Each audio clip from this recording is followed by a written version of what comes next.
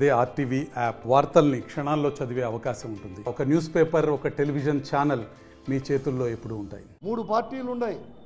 మేము విశాఖపట్నం దాన్ని ప్రైవేటైజేషన్ చేయము, మేము 12,000 కోట్లు ఇప్పించుకున్నాం, 14,000 కోట్లు ఇప్పించుకున్నాం అని చెప్తున్నారు. కానీ మేము చేయము, మోడీ గారు చేయరు, చేస్తే మేము అడ్డం పడతాము.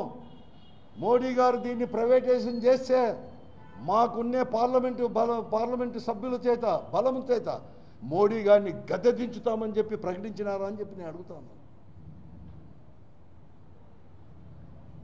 రాష్ట్ర ప్రయోజనాలు మాత్రం ముఖ్యం కాదా?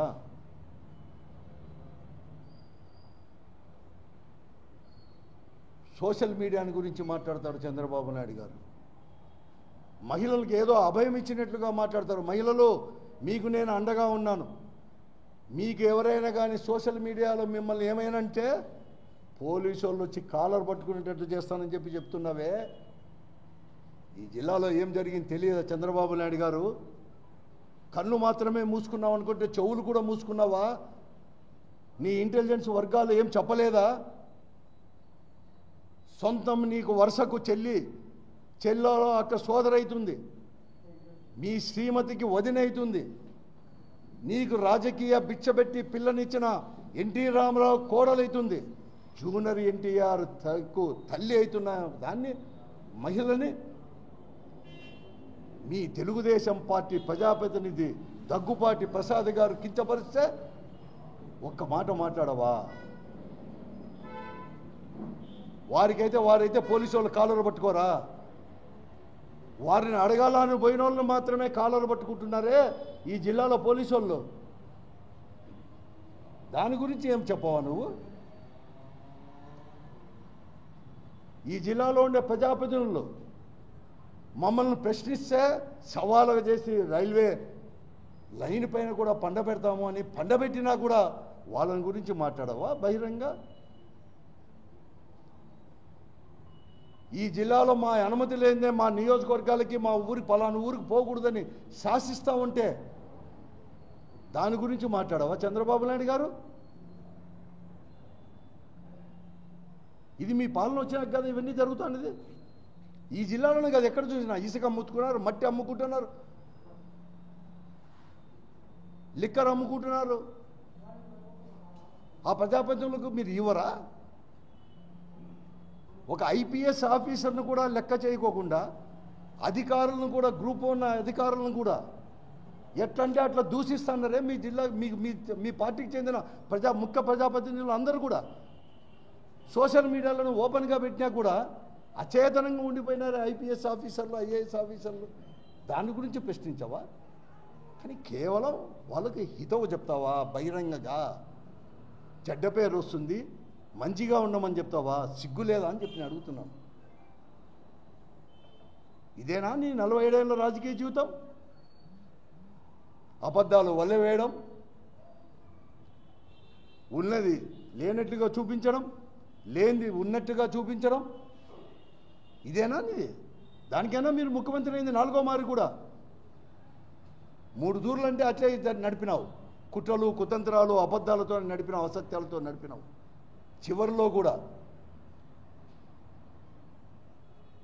నేను పవన్ కళ్యాణ్ గారిని కూడా అడుగుతా ఉన్నాను, ప్రశ్నించడానికి అన్నప్పుడు కనీసం ప్రశ్నించలేదా? ఇవన్నీ కూడా బీజేపీ కూడా తండానా అనేక వచ్చింది, పైకి ఎక్కింది.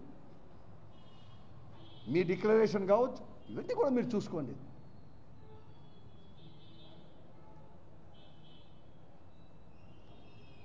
దీనికే నా 14 ఇచ్చింది. 3 మంత్రులు ఉన్నారు. ఆమె జగన్ గారిని విమర్శించే బదులు కనీసం ఆ వేదిక పైన సవితమ్మ, అయ్యా మా చాలా అత్యంత వెనుకబడిన ప్రాంతము, అనంతపురం జిల్లాలోనే మళ్ళా మా పెనుగొండ వెనుకబడిన ప్రాంతము, జగన్ గారు కనీసం ఒక మెడికల్ కాలేజ్ ప్రభుత్వ పరంగా ఇచ్చాడు. 40% పైన కూడా బిల్డింగులు కూడా పూర్తి అయినాయి, 40-45%. మిగతా కంప్లీట్ చేసి ప్రభుత్వ పరంగా కనీసం అదన్నా ఒకటన్నా ఉంచమని చెప్పి ముఖ్యమంత్రి గారికి బహిరంగంగా కూడా అడుగుతుందంటే జగన్ గారి పైన విమర్శలా? అందుకేనా మిమ్మల్ని ఎమ్మెల్యేలు, మంత్రులు చేసింది? ఎన్ని రోజులు ప్రజలను మోసగిస్తారు? చంద్రబాబు నాయుడు గారు నేను ఒకటి చెప్తాను చూసుకో, సోషల్ మీడియాలో చేస్తే మీ పోలీసు వాళ్ళు ఎవరేం చేయలేరు. ప్రజాస్వామ్యం ఇది. ఇంకా కూడా 3.5 సంవత్సరాలు ఉంది. నీవు 3.5 సంవత్సరాలు కూడా సక్రమంగా సజావుగా పరిపాలన సాగాలంటే చిత్తశుద్ధితో హామీలు అమలుపరచు, లా అండ్ ఆర్డర్ మెయింటైన్ చేయి, పరిపాలన చేయి, కక్షపూర ధోరణులు కూడా విడిచిపెట్టి చేసుకో. రెడ్ బుక్ రాజ్యాంగము ఇవన్నీ అంటే ప్రజలు గుణపాఠం చెప్తారు. రెడ్ బుక్ రాజ్యాంగం కాదు, ఈ వెర్రి వేషాలు అంటారు. మార్చుకో, అంబేద్కర్ గారు రాజ్యాంగాన్ని పెట్టుకో, లేకుంటే ఏమవుతుందో మళ్ళా చెప్పాల్సిన లేదు, తిరుగుబాటు చేస్తారు. ఇది ఆంధ్రప్రదేశ్ ప్రజలు అనేక రకాల కూడా ఎవరు ఏ ప్రభుత్వమైనా కూడా అనేక రకాల కూడా ప్రజా వ్యతిరేక విధానాలపైన కూడా చేసిన వారు కూడా. ఈ పొద్దు నేపాల్లో ఏమైంది? సోషల్ మీడియా మీరు అంటున్నారు, పదే పదే ఉచ్చరిస్తున్నారు. శ్రీలంకలో ఏమైంది? అవి తెచ్చుకోవద్దు చంద్రబాబు నాయుడు గారు అని చెప్పి నేను చెప్తా ఉన్నాను. నేను హితవు చెప్తున్నాను, ప్రజా సంక్షేమం కోసం చెప్తా ఉన్నాను. కేవలం జగన్ గారిని విమర్శించానో జగన్ చేస్తానని కాదు. దేశంలో అందరికీ తెలుసు, నీ ధృతరాష్ట్ర కౌగిల్లో ఎన్టీ రామారావు మాత్రమే బలి అయిపోయింది కాదు, నీ ధృతరాష్ట్ర కౌగిల్లో ప్రజలు కూడా బలి అయిపోయినారు, ఆంధ్రప్రదేశ్ కూడా. జాగ్రత్త చెప్తూ ఇప్పటికైనా కానీ మార్చాలని చెప్పేసి, మరీ ముఖ్యంగా ప్రజాప్రతినిధులు కేవలం మమ్మల్ని మాత్రంగా విమర్శించడం కాదు, మేము చేశాం కాబట్టి ప్రతి విమర్శ చేసేది కాదు. చేయండి, మంచి చేయండి, మీకు అవకాశం అనేది కూడా ఇచ్చారు, మేము స్వాగతిస్తాం. అబద్ధాలు చెప్పి మేము చేసినట్టువో లాంటి ఎప్పుడో రాజశేఖర్ గారు చేసినట్టువి మీ ఖాతాలోకి వేసుకోవాలనే ప్రయత్నం కాకుండా మీ ఖాతాలోనే వేసుకోండి అని చెప్పేసి కూడా నేను చేస్తాను.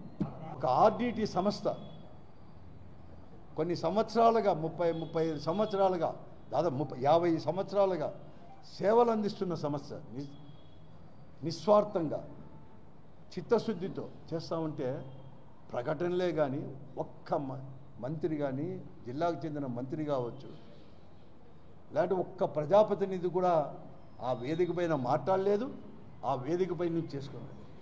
ఇంతకంటే ద్రోహం ఉందండి? ఇంతకంటే ద్రోహం ఉంది అంటున్నాను. ప్రాజెక్టులే కాదు, దీంట్లో కూడా ఆర్డిటి దాంట్లో కూడా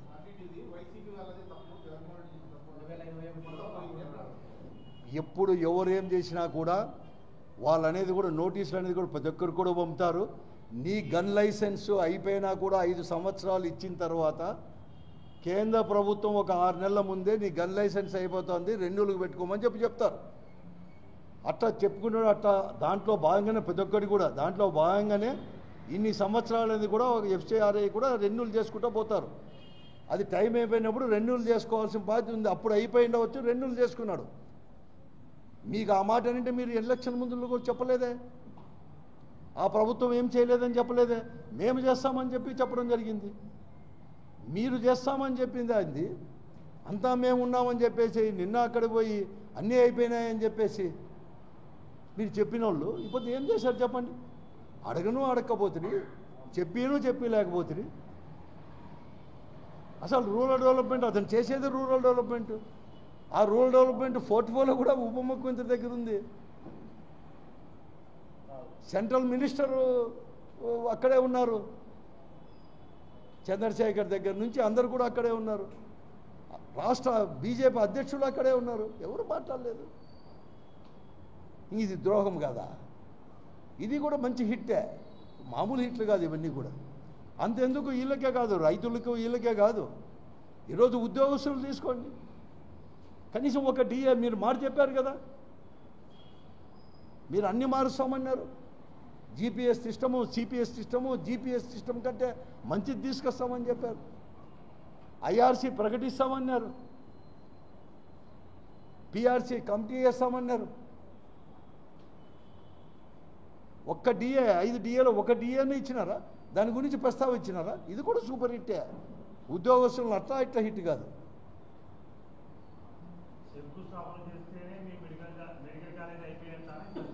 నేను కాదడం లేదు. 15 శంకుస్థాపన కంటే ముందు కేంద్ర ప్రభుత్వం దగ్గర, ఎంసీఏ దగ్గర పర్మిషన్లు తీసుకొచ్చింది ఒకటి ఫస్ట్ మొట్టమొదటిగా పర్మిషన్లు తీసుకొని వచ్చినాం, దానికి శంకుస్థాపనలు చేశాం, కొన్ని దగ్గర పనులు ప్రారంభమైనాయి.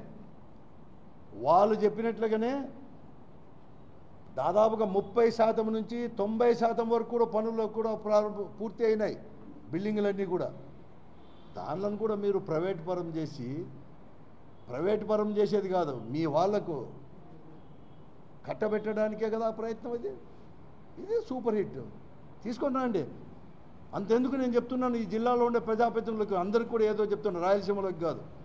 95లో ముఖ్యమంత్రి చంద్రబాబు నాయుడు గారు అయినాక 96లో ఈ పొద్దు అనంతపురంలో ఉండే మెడికల్ కాలేజీకి చాలామందికి మతికి చేసుకోండి, అనంతపురంలో మెడికల్ కాలేజీ కూడా ఒక ప్రైవేట్ ట్రస్ట్ ఆధ్వర్యంలో కాలేజీ ఇవ్వాలని చెప్పేసి ఆ రోజు ఫౌండేషన్ వేసేదానికి వస్తే 96 అనుకున్నాను నేను. అప్పుడు పార్లమెంటు సభ్యులుగా సైఫుల్లా గారు ప్రిసైడ్ చేశారు, రాజ్యసభ సభ్యులుగా ఆ సభని. ఈరోజు R&B ఉండే ఆఫీసులో నేను అక్కడ నిలేశాను. ఈ వెనుకబడిన జిల్లాలో ప్రైవేట్ కాలేజ్ అనేది ఉండకూడదు, ప్రభుత్వ ఆధ్వర్యంలోనే ఉండాలని చెప్పేసి ఆ రోజు ప్రజాప్రతినిధిగా ఆ రోజు మేముండే పార్టీలు అంతా కలిసి నిలేస్తేనే దాన్ని మళ్ళీ కూడా అనంతపూర్లో ట్రస్ట్ ఆధ్వర్యంలో శాంక్షన్ చేసిన కాలేజీని ప్రభుత్వ పరంగా ఇచ్చినాము. దాన్ని మతికి చేసుకోండి, ఈ రాష్ట్రంలో ఉండే రాజకీయ పార్టీ ప్రజాప్రతినిధులు కానీ ప్రజలు అని చెప్పి నేను మతికి చేస్తాను.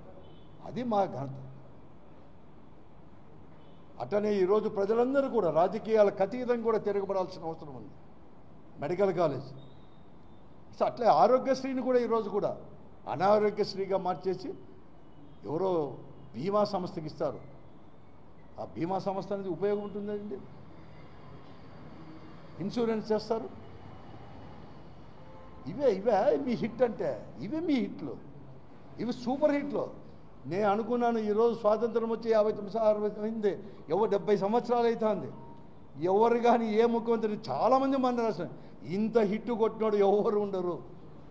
అసత్యాలు వల్ల వేసే దాంట్లో కానీ, హామీలని గాలికి వచ్చేదంటే కానీ, పందిని నంది చూపించాలని ప్రయత్నాలు కానీ, మెస్మరైజ్ చేసే దాంట్లో కానీ దీంట్లో సూపర్ హిట్ చంద్రబాబు నాయుడు. కానీ మార్చుకోమని చెప్పి నేను అడుగుతాను.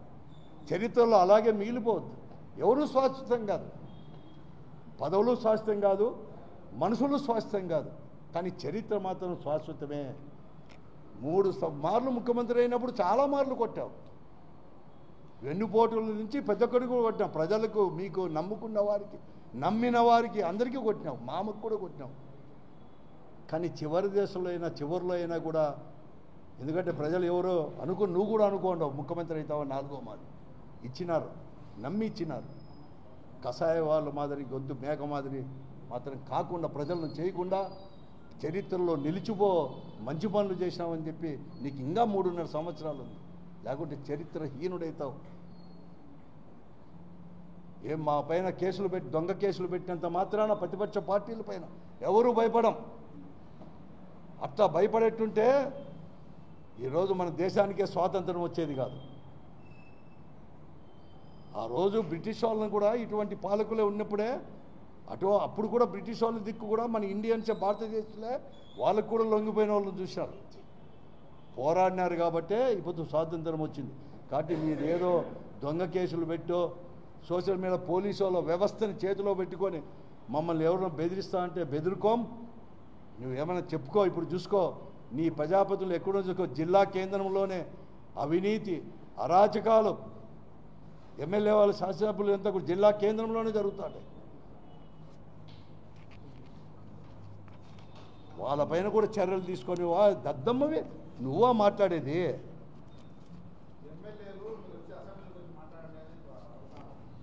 దీనికి ఆన్సర్ చెప్పని చెప్పు. ఎమ్మెల్యేలు చెప్తారు, అసెంబ్లీలో అడుగుతున్నారు, ఇదే ప్రతిపక్షంలో శాసనమండలిలో అడుగుతున్నారు కదా, శాసనమండలి కూడా జరుగుతూ ఉంది కదా, అడుగుతున్నారు కదా. మీ యొక్క ఉద్దేశం వేరు.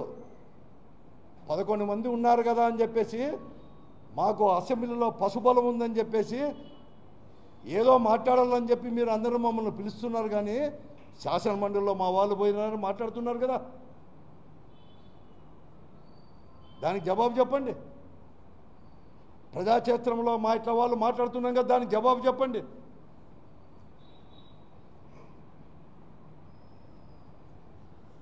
మంచి చేసిన జగన్మోహన్ రెడ్డి, ప్రజలకు మంచి చేసిన జగన్మోహన్ రెడ్డిని చెడ్డగా చూపించేదే మీరు పనిగా పెట్టుకున్నారు తప్ప, పరిపాలన కూడా పనిగా పెట్టుకున్నారు తప్ప ఇంకేమన్నా మీరు సాధించారా? తెలుగులో న్యూస్ కి ఫాస్టెస్ట్ యాప్ ఇప్పుడు టోటల్లీ న్యూ అవతార్లో జస్ట్ 5 seconds లో కంప్లీట్ న్యూస్, సోషల్ మీడియాలో ట్రెండ్స్ కి one stop solution, live TV app, voice search option తో ఇప్పుడే డౌన్లోడ్ చేయండి లేదా అప్డేట్ అయిపోండి. యాప్ లింక్ డిస్క్రిప్షన్ లో ఉంది.